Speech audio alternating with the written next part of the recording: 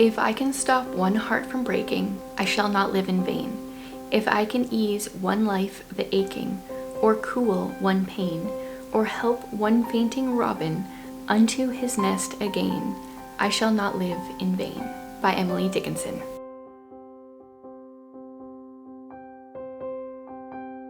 Hey guys, welcome to January.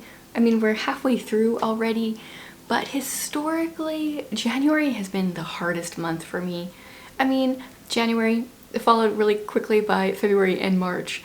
They have been the months where my seasonal depression has just, it takes a hit. They're really hard. So I really wanted to talk about that today and share how I've finally overcome my seasonal depression. Maybe it'll come back. But for the last few years, I haven't had any, really. So I think that's pretty powerful, and I know it can be a struggle. So I wanted to talk about it today. So just a disclaimer before we get started, I'm not a doctor, I'm not giving medical advice, etc., etc. Don't sue me. Go talk to your doctor before you try any of my crazy advice. I don't really think any of it's crazy, but just try to cover myself so no one comes after me. Please don't come after me. Just to give a little bit of backstory, I have struggled with seasonal depression. I don't remember really so much struggling with it in high school, but right after, up until about 5-ish years ago, it was really, really hard. And like regular depression, it can be something that is under the surface that a lot of people in your life don't even realize you're struggling with. I don't know if anyone other than Jared knew how big of a struggle winters were for me. There were many years where all I could do when I had any kind of free time was figure out how much houses cost somewhere warmer, or plan a hot holiday, or just focus on getting through the winter. Winters were very hard for me for many years, and I know that a lot of people are in that boat. This is why I wanted to share this video. We lived up until last year in Saskatchewan, Canada, which is kind of in the middle of Canada and very cold, very, very cold. I saw in my line a day this day last year, it was yesterday, last year, it was minus 51 degrees with the wind. And there are many times where we would get spells of like minus 40 or colder. Now we have moved even farther north. This year I think is a little abnormally warm, but so far where we've moved is actually a little bit warmer, even beyond the abnormal warm weather, but it is not nearly as sunny. It's actually sunny right now, but I've noticed it's a lot more overcast here, and so I'm curious to see how this is going to affect me as the winter goes on. So I have tried a lot of different things for seasonal depression over the years. Nothing too extreme, just everything that I could try from home. I've tried the whole, what are they called? The like sun lamps that are supposed to like emulate the sun and make you happy lamp. Happy light? I tried one of those for one winter, didn't notice it doing anything whatsoever. I tried going on some different trips, like hot holidays, you know, just to embrace the sun, have something to look forward to. That was great for that week, but after I was kind of like right back at it, and I feel like I had tried so many things and nothing worked, and I was just kind of assuming that I just needed to move for my seasonal depression to go away. But in the last 5-ish years, honestly, it's one of those things where I don't remember when it stopped, but I know I haven't had it for the last number of years. And for the last 5-ish years, I've actually come to embrace winter and most days enjoy it. I don't even recognize myself now when it comes to winter. So I wanted to share the changes that I have made in the last 5 years, see if some of these will help you. I don't think every one of these is going to be a winner for everyone. Maybe a combination might work for you. And if you have something different that works for you, please leave it in the comments. I know there's going to be a lot of people that struggle with seasonal depression that are looking for lots of different ideas, so go ahead and share them. So I'm going to go in no particular order, but I have a few different things that I have done that really do seem to help me.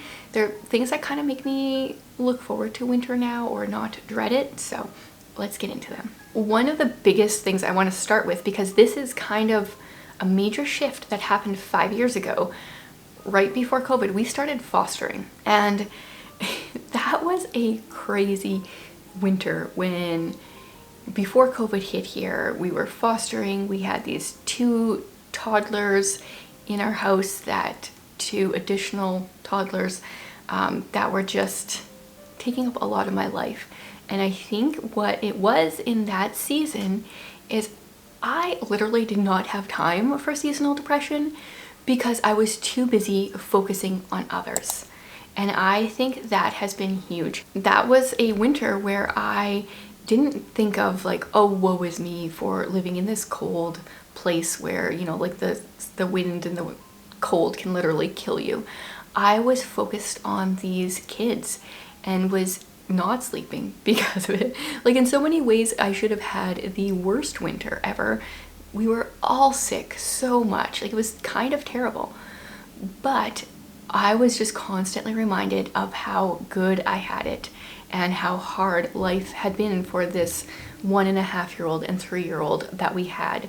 And I think that focusing on other people and realizing that my life is actually really good was a big part of the jump into getting over seasonal depression. I mean, if I'm sitting at my computer looking up different properties and different trips and just thinking of how bad I have it, I'm focusing so much on myself.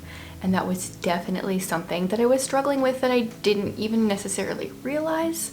But that winter, and then the winters after, as we had other foster kids, have just made me focus more on other people, put others ahead of myself, and made me stop thinking about like the bad parts of my life so much as figuring out how I can kind of be a light that can shine for others. So this is a little bit more kind of abstract, but I think it's a huge one because there's lots of different ways that each of us can be helping other people, focusing on others, volunteering our time, praying for others. Like, the list is endless, and I think everyone's got their kind of like things that they're good at, so there's different ways that we can each help and focus on others, but definitely a big one that I would recommend doing. Another big change that happened in my life 5 years ago is I started my BookTube channel. Now, this has multiple different things going on here. One, I really found a hobby that I could lean into, something that could fill my creative bucket. I, as an extension, found an online community, which is just like, at the time was like, oh, bonus, there's people here too, but now is like the driving force behind why I make videos and why I started 2 other YouTube channels. Community is huge. In-person community, definitely necessary, definitely great, but also online community, I feel like is often underrated, undervalued.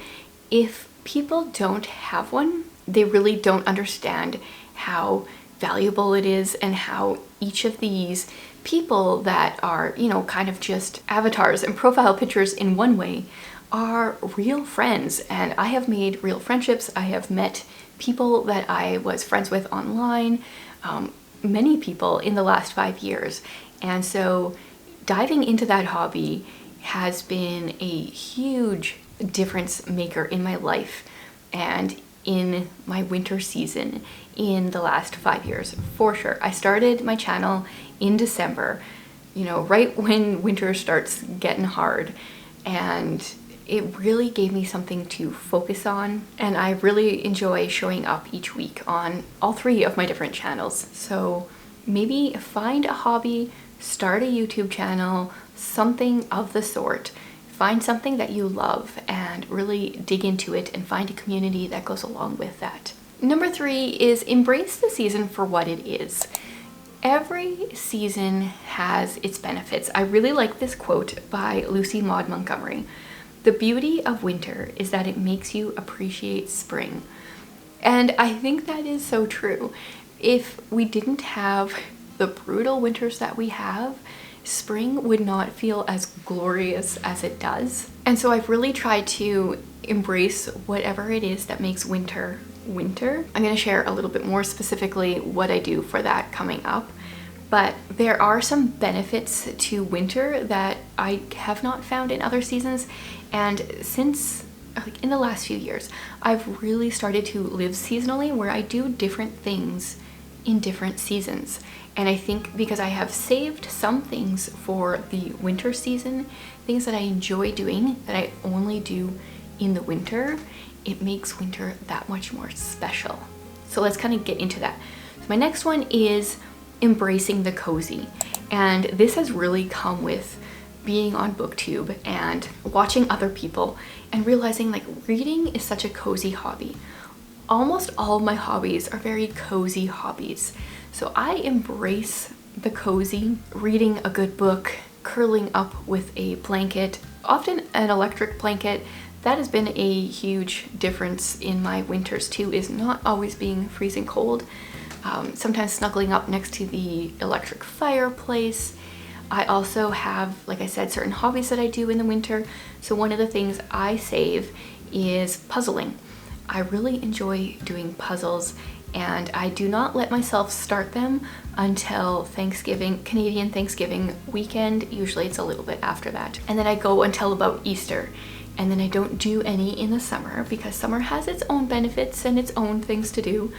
And then I just try to reserve some things for the winter time. We would often burn candles at our supper time in the winters as well, because it was often dark.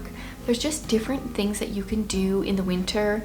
If it gets really dark where you are, lighting lamps. I often have, right now my room is actually pretty bright because the sun is shining, but in the evenings I'll often have these 2 lamps going just to make my room feel cozy, even when it's pitch black outside and it's only 5 p.m. So I would highly recommend leaning into the cozy, creating a cozy space for yourself. I feel like I've done a good job of making this space where I hang out a lot. It's my office, it's my filming space, it's my bedroom, it's often my reading space. It's where I store a lot of my books. I've done a good job of making it cozy because I spend a lot of time here. So make a cozy space, find some cozy hobbies. Highly, highly recommend. There is definitely I don't know, I feel like the word cozy is a bit of a buzzword these days, but in some ways that's good because you don't have to look very far to find cozy video games or cozy hobbies or different cozy things just to kind of snuggle up inside and watch the winter storms through the windows. Another cozy thing for me has been finding really good hot beverages. And in addition, I have started really enjoying certain mugs in my collection, and there's certain ones that when I see them, they just make me smile. And so if you're cold on a cold winter day, embrace the cozy. Make a cozy warm drink in a cute little mug. I've got my Alberta mug here right now. Very good for the winter here. Is there any snow on this one? It doesn't actually show any snow. It's got mountains though, so there's that. Oh, I thought I only had one more thing, but I actually have 2. We'll start with get outside. And I feel like there are places that have colder temperatures than what I have lived through, but not very many. So if I'm saying go outside, go outside. It's almost never too cold. Last year I had a goal, was it last year? Maybe the year before, to go outside, go for a walk every day, except I gave myself a caveat, and I can't remember, was it minus, if it was colder than minus 30, I think it was, maybe it was minus 40, I didn't have to go for a walk. But often on those days I would anyway. The hardest part is starting a walking routine in the middle of winter. If you start in the fall, you get used to the temperature change, the gradual temperature change. But even if you aren't used to it, start it now. because there really is something to getting outside, spending time in nature, noticing the differences that come with the changing of seasons. One of the things that I love since we moved to Alberta, one thing, not that they don't have these in Saskatchewan, but they didn't have them where I lived. One thing I've been loving here is the squirrels. We did not have squirrels where I lived, and they have them here now. And it's just such a great addition to the winter. I used to love watching the birds. I still love watching the birds, but now the squirrels are kind of pushing the birds aside, and I get really excited when I see them. So find things outside that you can enjoy. And this is going to kind of lead into my last tip or suggestion here. And that one is to find the beauty and capture it. So because one of the things that I started to do 5 years ago was start filming my life, mostly books, but it has evolved. And I have started to film things outside in the winter, and it's been making me search for the beauty outside. It's kind of like a challenge to myself, especially when it all looks like it's all just white. What can I find out there that's not white? And then you can find, you know, a bunch of frozen red berries or something that really pops against the snow. So I have really enjoyed going for walks, finding the beauty that I can see, filming it. It doesn't have to be for the world. It could just be for yourself. You could be taking pictures. I love go for walks and see if I can see squirrels and trying to film them and their antics, or just whatever it is. And then as the winter goes on and spring starts to emerge, I love looking for those signs of new life. You know, the grass that starts to peek through, the leaves that start to come on the trees, the birds that start migrating back. There are so many wonderful signs of spring. And in the last few years, I've started to notice, oh, these are the trees that bud first, or these are the birds that come back first. Stuff that I never used to notice. I kind of would just hibernate all winter long and then show up in June and be like, oh, okay, we're back to this now. And I really get to see all the different changes now, and I love it. So I feel like it's been a huge mind shift for me in the last 5 years. Some of it has been intentional, some of it has not, some of it's been subtle, and some of it's been pretty extreme. But I have gone from dreading winter, like it was such a weight, such a depressive state, to actually anticipating and being excited for winter. I shake my head because I just, like a few years ago, I couldn't have imagined that. And now, sometimes in the summer, I'm like, oh, I can't wait to the winter so I can snuggle up with a blanket and a warm drink and, you know, find that cozy instead of being like sweating too much. So it's been a drastic change for me over the last few years, and I don't take it for granted. I mean, it took me a while to realize the shift that had taken place, but now that I have noticed, I really appreciate it, and I wanted to make this video to help anyone that needs that help, that is in that space where I was 5+ years ago. So hopefully these tips are helpful for you. Like I said, if you guys have suggestions, other ideas, leave them in the comments. There's nothing like scientific that I really did that did anything. It's just been this slow mindset changes that have just been really subtle over the years. So thanks for being here. Let me know how you live with the seasons, and if you are in a place that is hot often in the summer, like really hot, this whole idea can be swapped. You might not be avoiding your winters, but you might be avoiding your summers. I can't relate to that, but I know lots of people can. So see if you can take some of these ideas and transfer them into summer. Thanks for hanging out with me again.